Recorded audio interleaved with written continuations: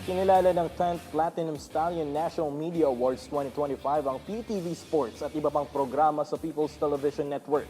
Ang Platinum Stallion National Media Awards ang parangal na iginawad sa Trinity University of Asia Media and Communication Department.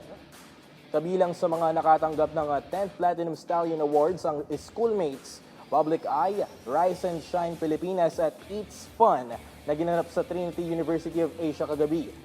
Lubos naman ang pasasalamat ng inyong pambansang TV sa parangal na ito at makakaasa kayo na patuloy kaming susuporta sa mga atletang Pilipino na hindi nagsasawang lumaban para sa bayan. Magandang gabi po sa ating lahat. Isa po ako sa producer at bumubuo sa PTV Sports.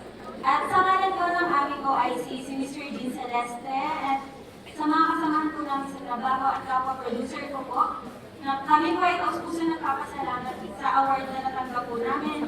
And syempre, dinededicate din po namin itong award na ito para sa mga atletang Pilipino na patuloy na lumalaban para sa bayan. Maraming salamat po.